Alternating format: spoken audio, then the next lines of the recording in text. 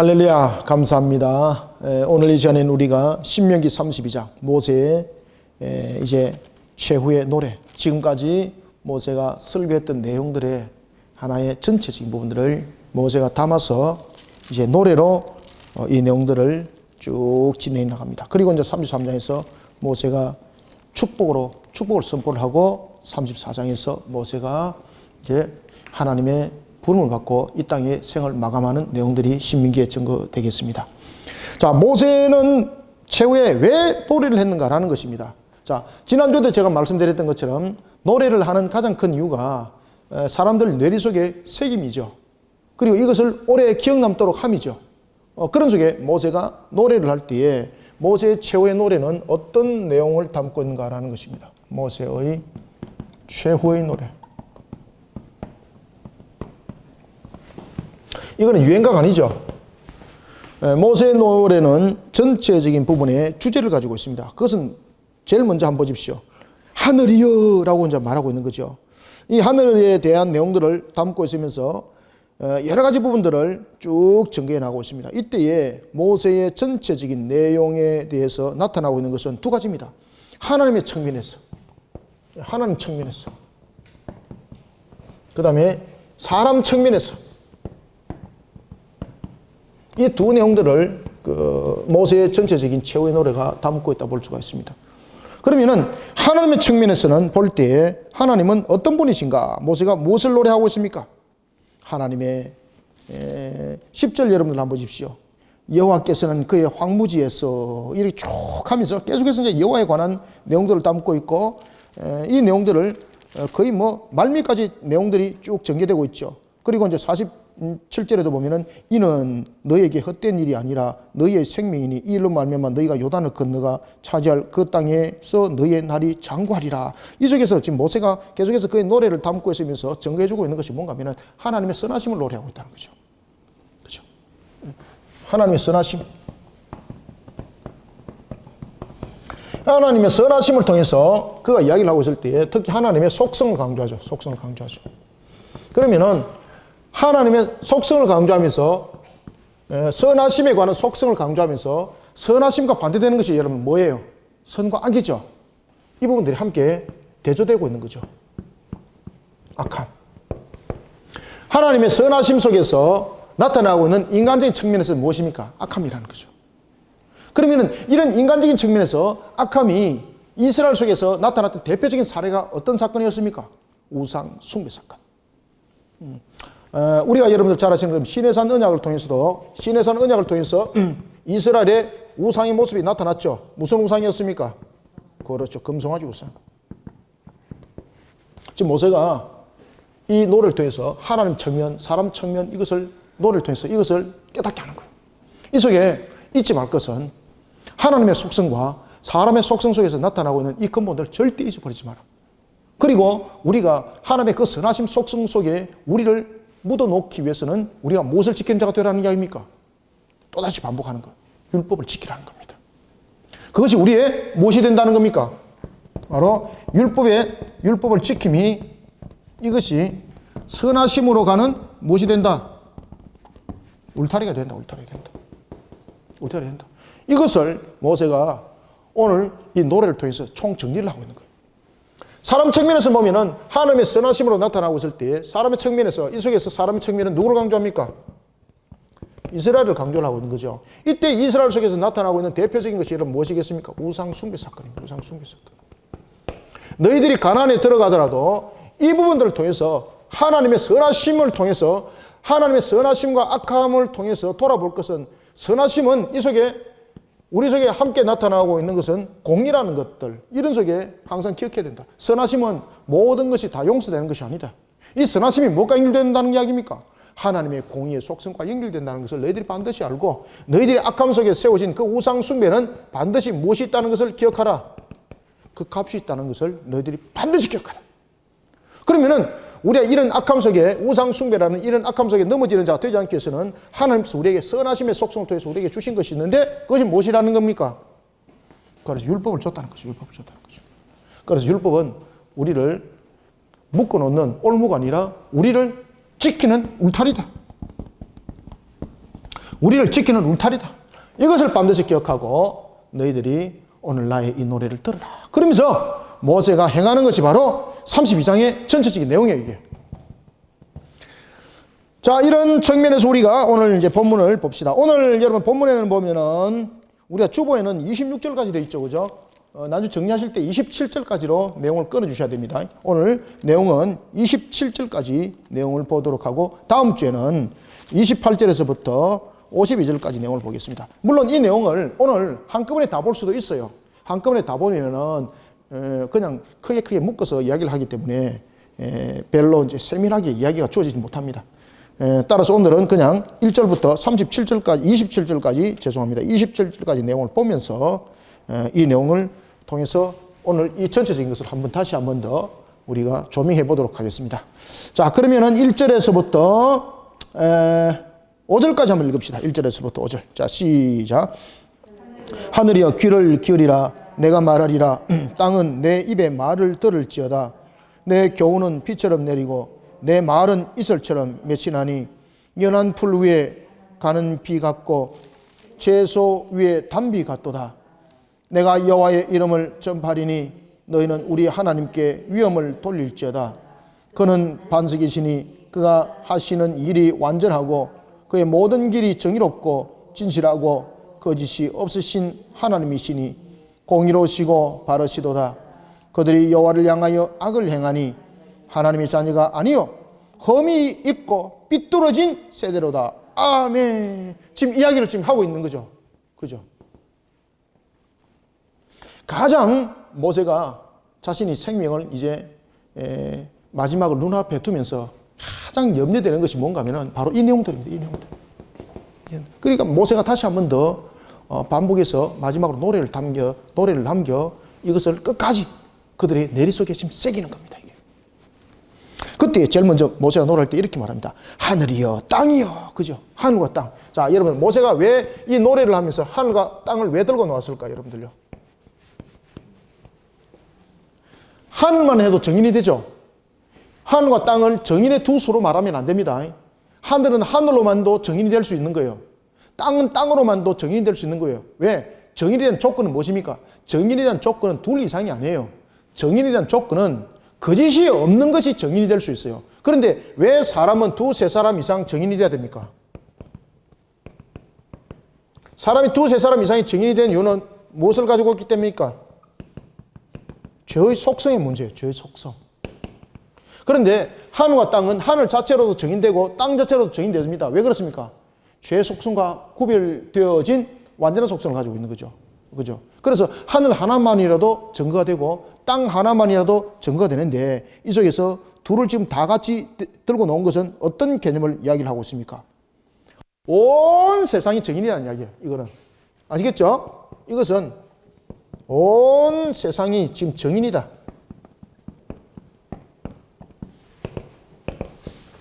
온 세상이 지금 정인이다. 이 뜻을 가지고 있습니다. 그래서 하늘이여 귀를 기울이라. 내가 말하리라. 땅은 내 입의 말을 들으라. 이건 정인이라는 거죠. 이것이 두세 사람이 정인이 되어야 되기 때문에 그 수로서 둘을 말하고 있다. 둘이라는 것은 정인이 되어야 된다라는 것을 말하는 것 아닙니다.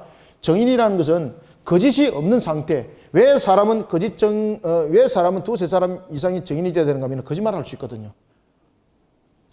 그래서 각자가 다르게 증언하는 것은 다른 시각도로 보는 것도 있지만은 그 속에서 이 사람이 누가 거짓말하고 있다라는 것이 발견되지고 확인되지기 때문에 그래서 정인을 두세 사람 두라는 거예요. 그런데 하늘과 땅은 그냥 스스로의 정인이 될 수 있는 거예요. 조건적인 측면에서. 그럼에도 불구하고 하늘과 땅을 지금 들고 놓은 것은 온 세상이 지금 정인되었다 이 뜻입니다. 이게. 온 세상이 지금 내가 노래하는 것에 대해서 정인이 된다. 그때 이렇게 말합니다. 먼저 하나님에 관해서 이야기를 하는 겁니다. 내 교훈을 들으라. 내 교훈은 어떻게 된다? 비처럼 내리고 내 말은 이슬처럼 맺힌다. 연한 풀 위에 가는 비 같고 채소 위에 단비 같다. 이 교훈은 책망이 아니라는 겁니다. 하나님의 선하심을 담아서 지금 이야기를 하고 있을 때에 제일 먼저 이야기하고 있는 비처럼 내린다라는 것은 모세의 노래가 지니는 교훈이 그 당시에 팔레스타인은 여러분 가뭄이 메마른 땅들이 많죠. 그러면은 지금 모세가 주는 교훈은 메마른 땅 위에 비와 같은 기능을 해서 그들에게 옥토를 이룰 수 있는 조건이 된다는 겁니다. 그러면 그것이 자신의 생각인가? 아니라는 거죠. 하나님께서 지금까지 주신 말씀에 대한 부분들이 어떤 효능을 발하고 있는지, 어떤 효력을 나타내고 있는지, 어떤 능력을 갖고 있는지를 지금 모세가 노를 통해서 이야기를 한다는 거예요. 그래서 내 교훈은 비처럼 내리고라는 것은, 여기서 내 교훈은 모세의 교훈이 아니죠. 그죠? 모세가 그 교훈을 말하더라도 하나님께서 모세를 통해서 주신 말씀들에 대한 효력을 말하고 있는 거죠. 빛을 내리고 그 다음에 이슬처럼 맺힌다. 여러분들, 이슬은 어떤 역할을 하고 있습니까? 이슬은 보면은 땅이 촉촉하게, 그리고 죽어가는 생물들이 생기를 복돋을 수 있도록, 특히 이제 생명이 없는 곳에도 보면 생명이 살아갈 수 있도록 촉촉하게 땅을 만들어주는 상태, 그것을 우리가 이슬의 역할이라 말할 수 있는 거죠. 아, 이 하나님의 말씀이 그렇다는 거예요. 지금 모세가 자신이 이스라엘 백성들에게 하는 교훈은 바로 이런 역할을 한다는 거예요. 무엇을 살리는 역할을 하는 것이다. 이 말씀을 들었을 때 생명을 살리는 역할을 하는 것이다. 생명을 살리는. 그러니 단단히 들어라. 단단히 들어라. 그리고 무슨 비와 같다? 가는 비와 같다. 여러분들, 홍수는 똑같은 비인데 홍수로 내리는 비는 재앙이죠. 그런데 가는 비는 어떤 내용을 담고 있습니까?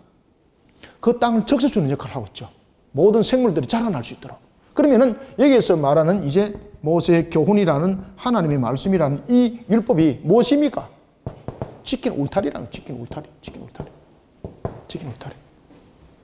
우리를 보이게 하고, 우리를 생육번성하게 하고, 이런 내용들의 총집결천이 하나님의 선하심 속성 속에서 이런 부분들이 있으니 우리 주신 이 율법을 잘 지켜나가는 것이 참으로 복이다. 지금 이것을 세 가지의 비에 대한, 물로 대한 비유로 설명을 하고 있는 거죠. 처음에는 뭐처럼? 비처럼, 이슬처럼, 가는 비처럼. 그죠? 그리고 무슨 비? 그렇죠. 단비처럼. 그래서 여기서 보면은 비를 세 가지 비유로 지금 설명하고 있죠. 비처럼 이렇게 말하고 있으면서 뭐처럼? 이슬비. 비에 대해서 세 가지로 설명하고 있죠. 첫 번째는 뭡니까? 이슬이고, 두 번째는 가는 비고, 그 다음에 세 번째는 단비. 이 교훈이 이런 역할을 한다는 겁니다. 그죠? 이 교훈은 무엇입니까? 율법을 지킴이죠. 율법을 지킴.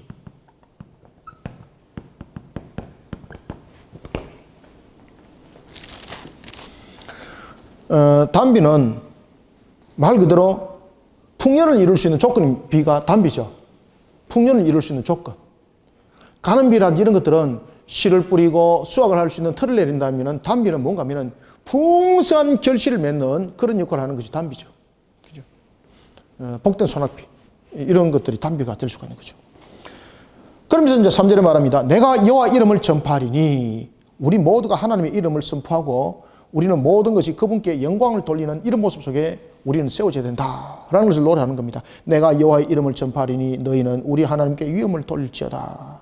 그러면서 하나님을 절대적으로 믿고 의지해라. 제일 먼저 첫 번째. 어떻게 하라? 하나님의 선하심을 믿어라. 절대적으로 믿어라. 그냥 단순하게 믿는 것이 아니라 절대적으로 믿어라. 그것이 4절입니다. 그는 반석이다. 여러분들, 여기서 모세가 하나님을 반석이라 말하는 것은, 우리가 반석에 세워진 우리가 집들이 홍수, 창수에도 무너짐을 당하지 않죠. 그래서 여기서 말하는 반석의 강조점, 반석의 강조는 무엇입니까? 확실히 믿어라. 확실한 믿음. 확실히 믿어라. 확실히 믿어라. 확실히 믿어라. 하나님의 말씀이 우리에게, 방금 찍어버렸네. 하나님의 말씀이 우리에게 세 가지 비로 우리를 적신다. 그죠? 이슬비로, 가는 비로, 단비로서 우리를 복되게 하는데, 이런 부분에 대해서 하나님의 선하심 속성이 그대로 나타나는데, 이거 반드시 믿어라. 이거 반석을 강조합니다. 반석이시니 그가 하시는 일이 완전하다.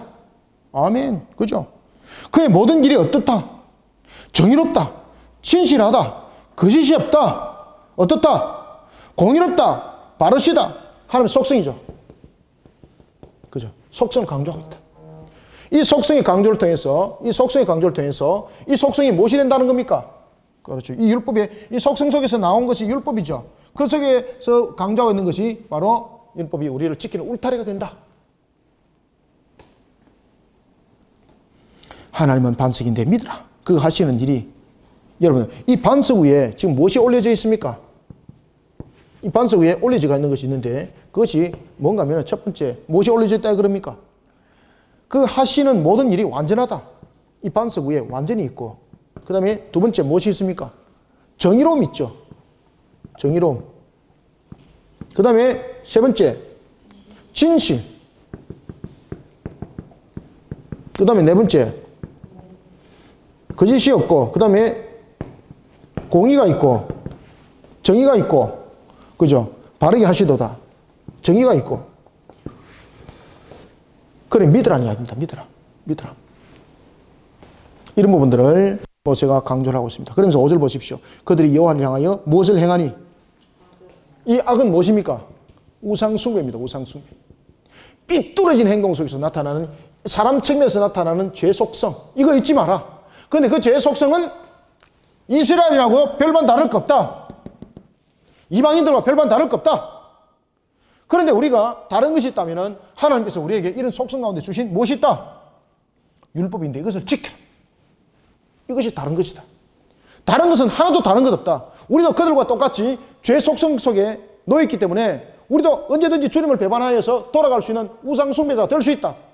이스라엘하고 이방인들과 별반 다를 거 아무것도 없다. 지금 그 이야기입니다. 그런데 하나님께서 우리에게 주신 하나의 은혜가 있다. 무엇입니까? 율법을 지키라. 율법에 울타리를 줬다. 그런 속에 우리는 이 반석을 강조하면서 이 속에 우리는 이 확실한 믿음을 가지고 그죠? 다 연결되죠? 이런 확실한 믿음을 가지고 우리는 행하는 자 되라. 그럴 때에 진짜로 우리에게 복이 있다. 이걸 너희들이 반드시 객해라. 이걸 갖다 모세가 노래를 통해서 지금 강조를 하고 있는 거예요, 이게. 참 모세가 여러분들 대단하지, 그죠? 대단합니다, 이거. 모세도. 6절부터 8절. 시작. 어리석고 지혜 없는 백성아. 자, 여기서 이제 어리석고 지혜 없는 백성이라는 것은 이스라엘이라고 너희들이 그 우대 세우지 마라. 이스라엘하고 너희들이 별반 다를 거 없다. 그렇지만 나중에 이스라엘이 어떻게 변합니까? 스스로 서민이라고 말하면서 자신도 구별점 짓고 막 엉뚱한 짓 하고 있죠, 그죠? 자, 읽습니다. 6절부터 8절 시작. 어리석고 지혜 없는 백성아, 여호와께 이같이 보답하느냐?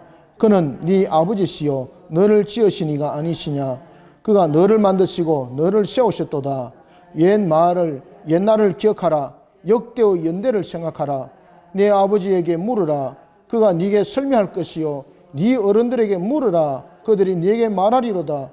지극히 높으신 자가 민족들에게 기업을 주실 때에 인종을 나누실 때에 이스라엘 자손의 수요대로 백성들의 경계를 정하셨도다. 아멘. 그런데 반드시 기억해라. 하나님께서 창조하실 때에 우리를 이미 특별하게 두셨느니라. 자, 그러면서 무엇을 강조합니까? 하나님이 누구라는 겁니까? 네 아버지라는 거예요. 네 아버지. 이게 굉장히 중요한 이야기를 하고 있죠. 자, 여러분 여기서 그냥 제가 간단하게 한번 물어보겠습니다. 우리가 하나님을 아버지라 부를 수 있는 이유가 어디에 있습니까? 우리가 하나님을 아버지라 부를 수 있는 이유. 우리가 양자가 되었기 때문이죠. 그죠? 신학적으로 말하면 양자가 되었기 때문이죠. 그죠?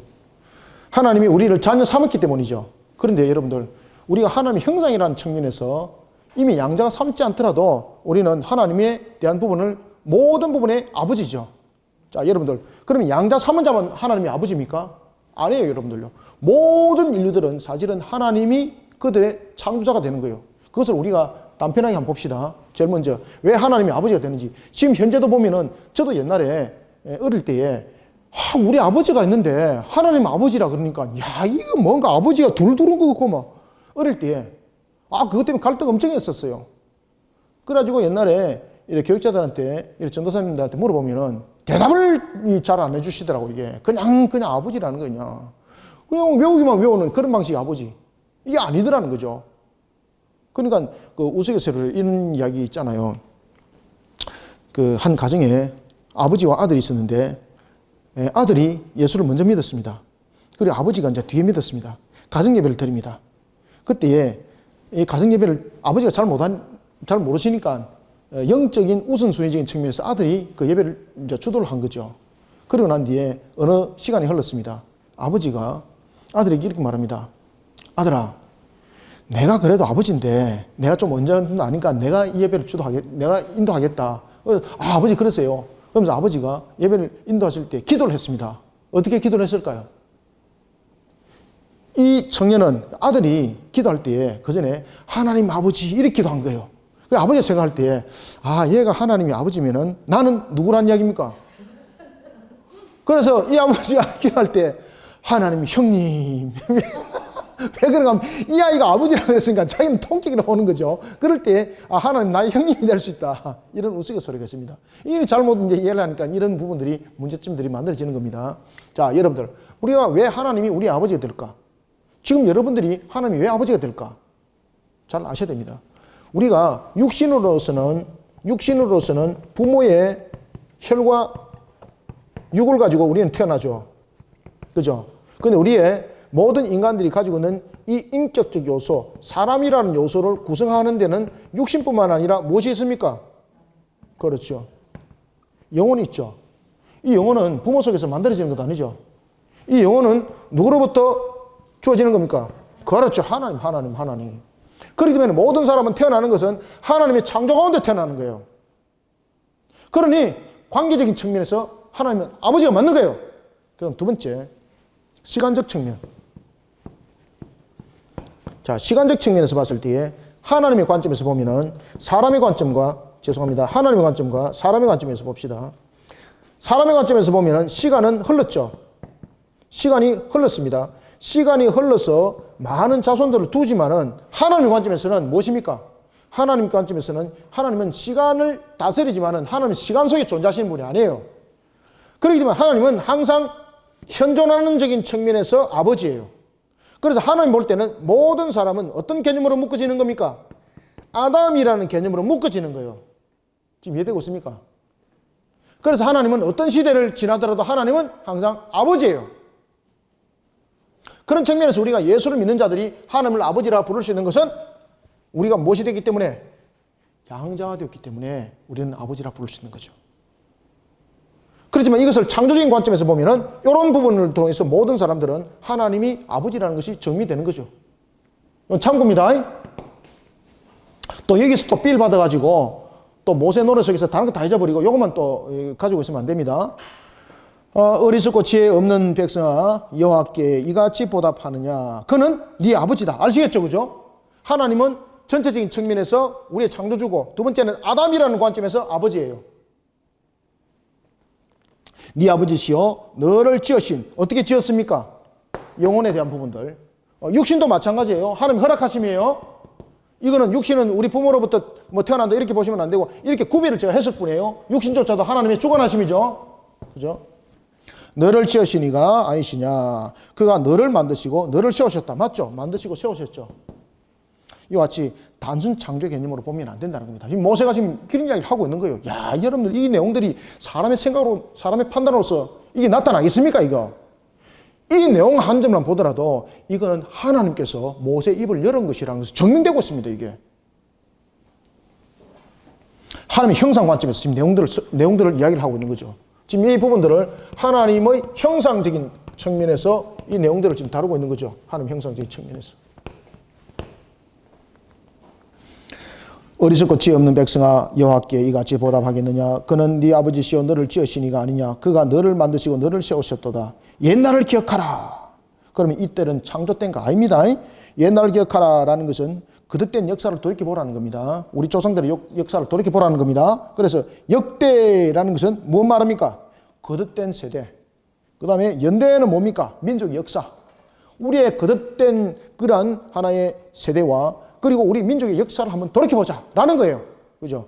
거듭된 세대의 연대를 돌아볼 때는 아브라함의 하나님, 그 다음에 이삭의 하나님, 그렇죠. 야곱의 하나님 돌아보자는 거죠. 그죠? 이런 속에 또한 우리 속에 행해왔던 연대를 돌아보자는 거죠. 지금 우리가 출애굽하에서 지금까지 걸어왔던 것도 잠깐 한번 돌이켜보자. 그런 속에 생각해라. 그리고 다음 후세대는 아버지에게 물으라. 그가 설명해 줄 것이다. 그럼 아버지는 무엇이 되어야 되는 겁니까? 정인이 되어야 되는 거예요. 정인이. 네 어른에게 물으라. 그러면 어떻게 한다? 정인이 되어 줄 것이다. 8절 지극히 높으신 자. 여기서 지극히 높으신 자 누굽니까? 창세기 1장 28절에서 보면은 하나님께서 명하신 모든 인간들이 명하신 그분이죠. 땅을 정복하라 그리고 다스리라 라는 부분에서 주신 그분, 지극히 높으신 자가 민족들에게 기업을 주실 때에 인종을 따라 나누실 때에 이스라엘 자손에게 수요대로 그 백성의 경계를 정하셨다. 자, 여기서 하나님의 주관하심이죠. 모든 역사를 주관하시는 하나님. 여기서는 역사를 주관하실 뿐만 아니라 우리의 무엇까지 주장하십니까? 우리의 삶을 주장하실 때 모든 그 역사 속에서 다시 말하면은 민족의 기업에 이르기까지 우리의 삶을 통한 이 기업에 이르기까지 모든 것이 하나님의 주관하심. 하나님의 주관하심. 이 주관하심 속에서 일어난다는 것을 기억하라. 야, 모세가 여러분 신학 공부 엄청 시키죠, 그죠? 모세가 여러분 이 머릿속에서 나왔겠습니까? 하나님이 말씀하십니다. 하나님이 말씀하시. 그리고 모세가 또 이렇게 말합니다. 분깃에 관해서 말합니다. 9절부터 14절까지 읽읍시다. 자, 시작. 여호와의 분깃은 자기 백성이라. 야곱은 그가 택하신 기업이요. 여호와께서 그를 황무지에서 짐승이 부르짖는 광야에서 만나시고 호위하시며 보호하시며 자기의 눈동자같이 지키셨도다. 마치 독수리가 자기의 보금자리를 어지럽게 하며 자기의 새끼 위에 너풀거리며 그의 날개를 펴서 새끼를 받으며 그의 날개 위에 그것을 엎는 것 같이 여호와께서 홀로 그를 인도하셨고 그와 함께 한 다른 신이 없었도다. 여호와께서 그가 땅의 높은 곳을 타고 다니게 하시며 밭의 소산을 먹게 하시며 반석에서 꿀을 굳은 반석에서 기름을 빨게 하시며 소의 엉킨 젖과 양의 젖과 어린 양의 기름과 바산에서 난 순양과 염소와 지극히 아름다운 밀을 먹이시며 또 포도즙의 붉은 술을 마시게 하셨도다. 아멘. 자, 10절, 9절 보십시오. 여호와의 분깃은 자기 백성이라. 이제 여기서 이스라엘을 설명하는 거예요. 이스라엘을 하나님께서 빼내셨다. 그런데 이것은 이스라엘의 어떤 능력과 이스라엘의 특수성 때문에 한 것이 아니라 이스라엘을 하나님께서 어떻게 하셨다는 겁니까? 이스라엘은 반드시 기억해라. 하나님의 선택하심이라는 것을 기억해라는 겁니다. 교만해서는 안 된다는 겁니다. 이스라엘은 하나님의 선택하심인데 이 선택하심에 대해서 이스라엘은 기준이 있었습니까? 없습니까? 지금 기준 없습니다. 이스라엘이 왜 하나님께 선택받은지 지금 그 얘기를 안 하는 겁니다. 그러면 여기서 이스라엘 선택에 대해서 모세가 우리가 신학적으로 조명해 봐야 될 것은 무엇인가 하면은 이것이 무엇이라는 겁니까? 하나님의 선택하심에 대해서 하나님의 저를 따라합니다. 하나님의 전적인 은혜. 시작. 그렇죠. 하나님의 전적인 은혜. 하나님의 전적인 은혜를 잊지 말라는 거예요. 하나님의 전적인 은혜. 잊지 마라. 하나님의 전적인 은혜 잊지 마라. 우리는 하나님으로부터 분명히 선택받았다. 그런데 선택받은 것은 그 기준이 우리의 어떤 능력과 우리의 어떤 자질, 이 부분이 아니다. 우리는 하나님께 죄를 범할 수밖에 없는 존재다. 그럼에도 불구하고 하나님이 우리를 선택하셨다. 이 속에서 우리는 잊지 말아야 될 것은 하나님의 전적인 은혜라는 것을, 선택은 하나님의 전적인 은혜라는 것을 잊지 마라. 지금 모세가 지금 그것을 강조하고 있어요. 심지어 하나님께서 은혜 가운데 어떻게 하시는가 한번 잘 보십시오. 10절. 여호와께서 황무지에서 짐승이 부르짖는 광야에서 만나시고 호위하시고 보호하시고 자기 눈동자같이 지켰다. 구체적으로 자기 백성을 이렇게 보살폈다는 거죠. 여기서 이스라엘의 능력이 어디 있습니까? 이스라엘의 자질이 어디 있습니까? 아무것도 없는 거예요. 전적인 은혜 강조하고 있는 겁니다. 이 부분. 하나님 전적인 은혜. 심지어 보세요. 지금 여기서 무엇이 등장하고 있습니까? 독수리가 등장하죠. 그러면 여기서 모세를 통해서 하나님께서 왜 독수리를 등장시켰을까요, 여러분들요? 독수리가 그 새끼를 양육할 때에 사람의 눈으로 볼 때는 매정할 정도였다는 거죠. 그런데 그것은 독수리를 독립시키기 위해서 그들을 건강하게 세우는 방법이었다는 겁니다. 그러면은 모세를 통해서 이런 이야기를 합니다. 너희들이 광야에서 지나왔던 이거 우리의 값으로서 징계를 받았지만 이 또한 하나님께서 독수리 새끼를 양육하는 그런 과정과 똑같았다. 그때 하나님은 우리를 광야에 홀로 두지 아니하시고 항상 지키시고 보호하셨다. 인도하셨다. 자, 독수리가 새끼를 양육할 때에 독수리가 그 새끼를 절벽에서 떨어뜨리잖아요. 그러면 떨어뜨려서 네 알아서 하세요. 이 아니잖아요. 떨어졌는데도 활동을 못하면은 그 새끼를 어떻게 합니까? 날개로 받아서 올린다는 거죠. 하나님께서 그렇게 양육했다는 겁니다. 그러니 이스라엘이 우리가 지금까지 걸어왔던 고난들, 그리고 앞으로도 마찬가지다. 우리가 당하는 고난이 있다면 그 고난은 우리를 마치 버리듯이 내버리는 그런 부모의 모습이 아니다. 독수리가 새끼를 양육하는 측면에서 우리의 잘못됨을 고치기 위해서, 우리의 잘못됨을 우리 스스로 깨닫지 못하니까 하나님께서 고치는 측면에서 그 공의의 발동인 것이지 우리를 버리는 것이 아니다. 마치 독수리가 새끼를 양육했듯이 이런 부분들이라는 것을 너희들은 잊지 마라. 이걸 강조하고 있는 거예요. 그래서 본문에 보면은 그 이야기를 합니다. 마치 독수리가 보금자리를 어지럽히며, 왜 어지럽힙니까? 이거는 목적이 새끼를 괴롭히는 것이 아니라는 거예요. 어지럽히는 목적이 무엇입니까? 자기 위에 날개를 너풀거리며, 왜? 그 속에서 계속 있으면은, 계속해서 날지도 못하고 자라면은 그 속에서 죽는 거예요. 독수리를 하니까 날 수 있도록 만드는 어머니의 역할이에요, 이게. 날개를 펴서 새끼를 받는다. 떨어지는데 날개를 펴서 새끼를 받는다. 그리고 그 날개 위에 그를 업어간다. 우리를 인도하시는 것도 똑같다. 이스라엘 기억해라. 그때에 여호와께서 홀로 인도했지 다른 신들은 없었다. 하나님의 전적인 은혜. 또 강조하죠. 하나님의 전적인 은혜. 그래서 여러분들 이 모세 오경을 연구를 잘하면 신학적 요소는 여기서 다 나타나는 거예요. 여기서. 그와 함께한 다른 신이 없었다. 13절 여호와께서 그가 땅의 높은 곳을 타고, 여기서 땅의 높은 곳을 타고 다니게 하고, 그 다음에 밭의 소산을 먹게 하고, 이 부분에 동해서 그가 땅의 높은 곳을 타게 하고 라는 것은 이 가나안 땅의 지형적인 측면을 지금 설명하고 있는 거예요. 밭의 소산을 먹게 하고, 밭의 소산에서 무엇을 먹게 하겠습니까? 주로 여기서 이제 밭에서 나는 소산 속에서 나타나는 것 같다는데 대표적인 것들이 있다면은 바로 감람나무가 되겠고, 포도나무가 되겠고, 뭐 이런 것들이 안 되겠습니까? 그래서 밭에 소산을 먹게 하시고, 반석에서 무엇이 나게 하고, 여기서 여러분 반석에서 꿀이 난다는 것은 우리가 말하는 그런 꿀이 아니고, 여기서 반석에서 꿀이 나는다는 것은 흐르는 물을 말하고 있는 거죠. 반석에서 물이 날 수 없는 거죠. 하나님께서 그렇게 전적인 은혜를 통해서 공급해 주신, 지금 계속해서 전적 은혜를 말하고 있죠.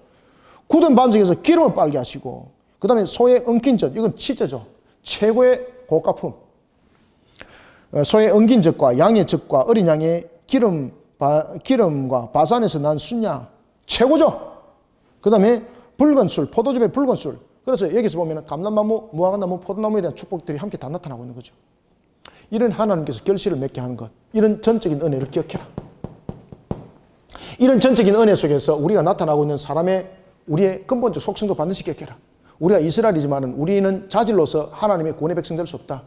우리는 우리의 자질로서 하나님께서 택한 백성이라 말할 수 없다. 하나님께서 전적인 은혜를 베푸셨기 때문에 우리는 택한 백성 됐을 뿐이다.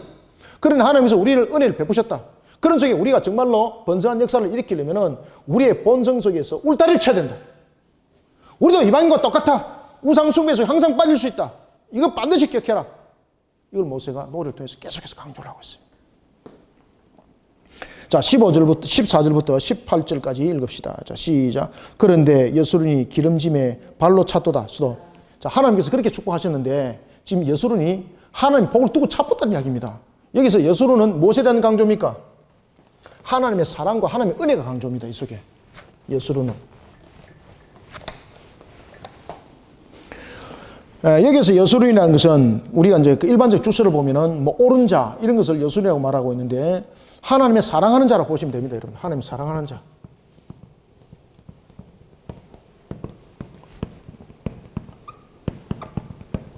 옳은 자, 사랑하는 자. 하나님께서 그렇게 아끼시고 하나님께서 그렇게 만들어갔다는 겁니다. 그런데 그가 어떻게 했다는 겁니까? 하나님께서 그렇게 복을 줬는데, 여수론이 기름짐에라는 것은 하나님께서 그렇게 축복하셔가지고 번성하여 일어섰다는 겁니다. 여러분들, 우리가 화장실에 갈 때 맘하고 돌았을 때 맘하고 지금 이 부분들은 다르다는 이야기죠. 물에 빠질 때에 나 좀 살려주세요 하고 건졌는데 나중에 물에서 건져주니까 무엇 하더라? 내 보따리 내놔라. 내 보따리 네가 훔쳐갔구나. 막 이런 식으로 되더라는 거예요. 그러면서 하나님 발로 차버리는 그런 말도 안 되는 역사를 일으킨다는 것입니다. 이것이 미래의 그 모세 눈에 보였던 겁니다, 지금. 하나님께서 지금 이 노래를 할 때 모세 눈은 지금 이스라엘의 미래를 보고 하는 거예요. 미래를 보고 하는 거예요. 그런데 여수론이 기름짐에 발로 찼더라. 누굴 발로 찼습니까? 불신앙. 예, 불신앙. 우상 숭배 속에 만연해 버리는 불신앙. 부패와 타락 속에 빠지는 그러한 불신앙. 그런 불신앙 속에 빠져 그것을 발로 찼더라 이 말입니다.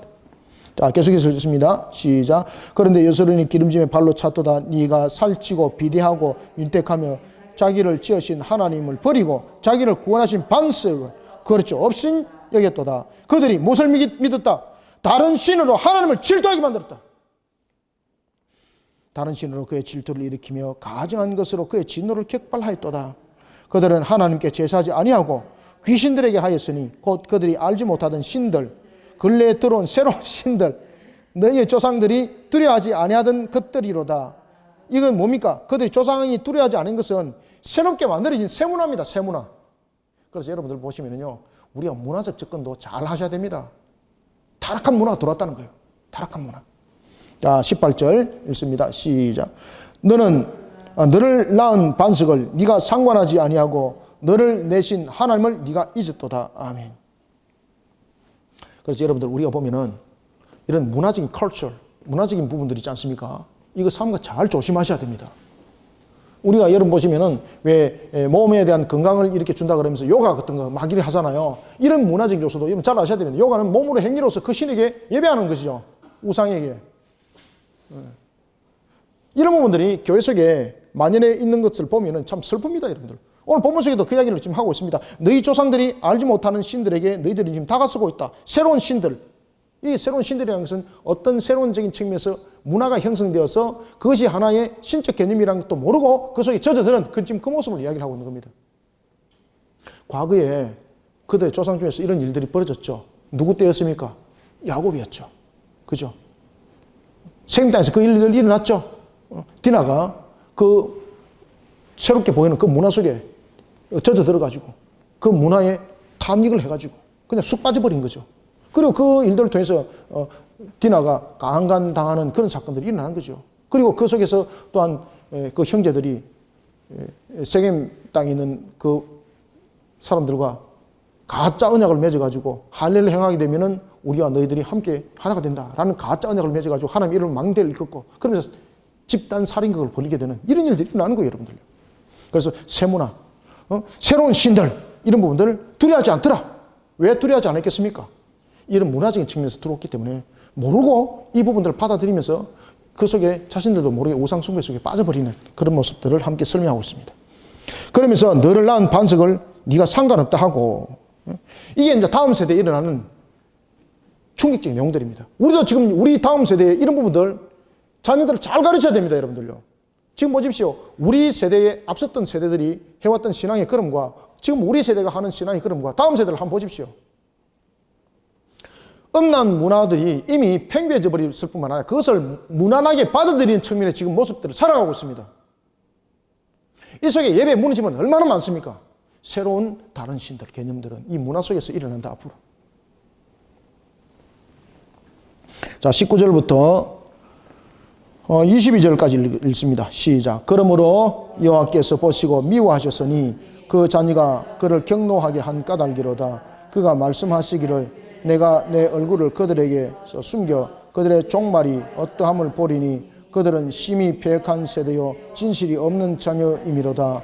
그들이 하나님이 아닌 것으로 내 질투를 일으키며 허무한 것으로 내 진노를 일으켰으니 나도 백성이 아닌 자로 그들에게 시기가 나게 하며 어리석은 민족으로 그들의 분노를 일으키리로다. 그러므로 내 분노의 불이 일어나서 소울의 깊은 곳까지 불사르며 땅과 그 소산을 삼키며 산들의 터도 불타게 하는도다. 아멘. 반드시 기억하라는 겁니다. 그러면은 이런 우상 속에 우리가 빠져버리는 속에 있을 때에 그 속에는 반드시 따라오는 것이 있습니다. 반드시 그 값이 있다. 이거 잊지 마라. 이거 중요하다. 반드시 그 값이 있다. 잊지 마라. 이 값을 일으킬 때에 하나님께서 이스라엘을 이방인들을 일으켜서 그들을 치게 할 것이고 그들로 하여금 화살로 하여금 그들을 쏘게 할 것이고 뭐 이런 내용들을 불타게 할 것이고 이런 내용들을 증거를 하고 있습니다. 우리가 우상 숭배 속에 빠졌을 때에 하나님을 향한 불신앙 속에 있을 때에 우리가 불신앙 속에 있을 때에 무엇이 있다는 것을 기억하라. 반드시 그 값이 있다는 것을 반드시 기억해라. 반드시 기억해라.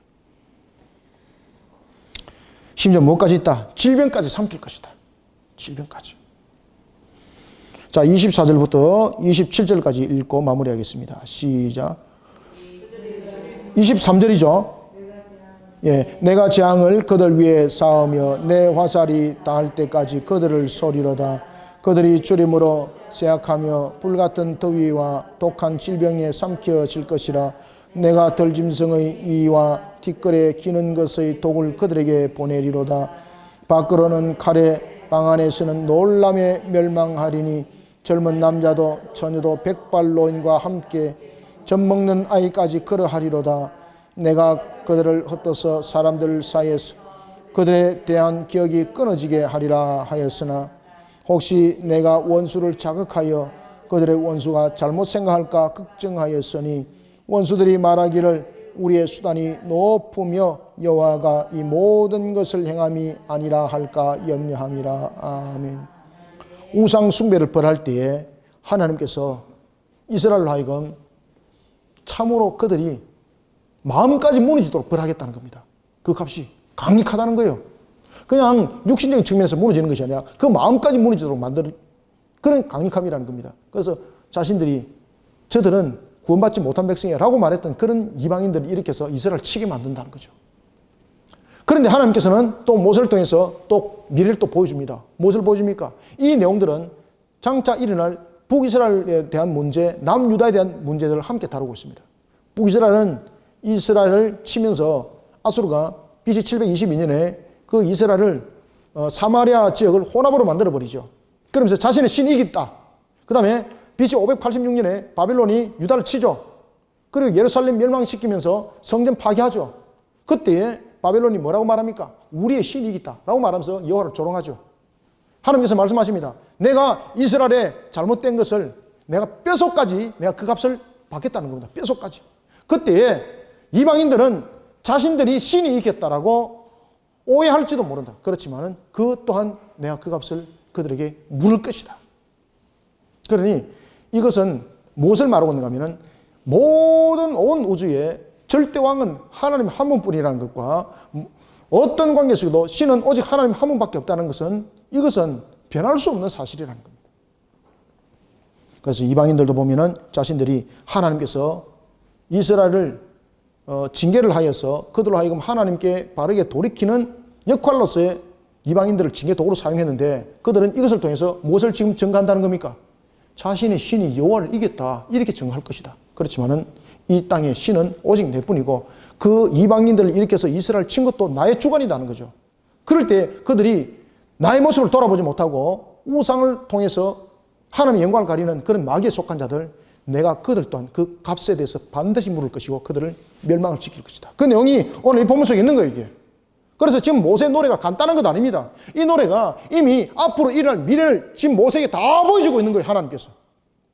여러분, 하나님께서 지금 이 나라 임조 세계 위에 일어나고 있는 거 요한계시록을 통해서 우리에게 지금 보여주고 있잖아요. 똑같은 겁니다.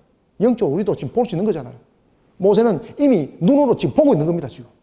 하나님께서 이 시대는 우리에게 계시의 말씀을 통해서 보여주고 있지만은 지금 모세는 이 시대를 살아가고 있으면서 미래의 세대를 지금 눈으로 하나님께서 다 펼쳐주고 보여주고 있는 거예요, 지금. 놀랄 것을 보고. 그래서 노래를 하는 거예요, 이게. 그러니까 이 모세 지금 노래는 역사 속에서 앞으로 일어나는 일들입니다, 이게. 그래, 그 사실의 내용의 역사들이 이스라엘에 그대로 나타났던 것이 바로 무엇입니까?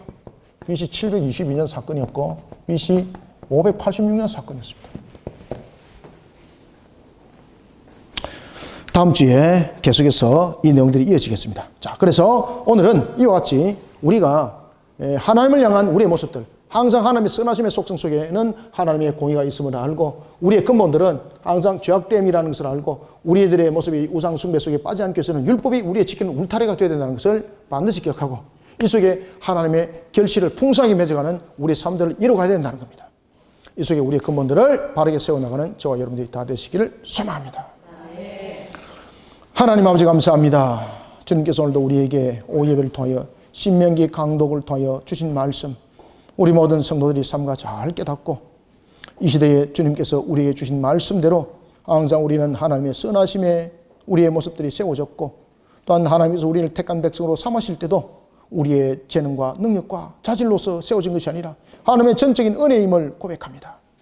이런 속에 우리가 스스로의 울타리를 치는 하나님의 법도와 규례 속에 들어간 자가 되지 못했을 때에 또한 우리는 넘어지는 자가 되어 하나님을 오래 욕되하는 모습 속에 하나님의 영광을 가린다 하였습니다. 오늘도 주신 말씀을 우리의 신앙의 근본을 잘 이루어 나갈 수 있는 본인의 말씀이 되게 도와주옵소서. 우리의 연약함을 아시는 하나님, 우리의 부족함을 아시는 하나님, 주신 말씀으로 우리 모든 성도들을 녹여주시고 주신 말씀으로 우리 모든 성도들을 새롭게 하여 주시옵소서. 하늘의 문을 열어주시고 오늘도 주신 말씀, 단비의 말씀이 되게 하여 주시고 이른비의 복된 소낙비의 말씀이 되게 역사하여 주옵소서. 오늘도 주신 말씀으로 힘있게 이 시대를 이겨나가길 소망하며 예수님의 이름으로 기도드립나이다. 아멘.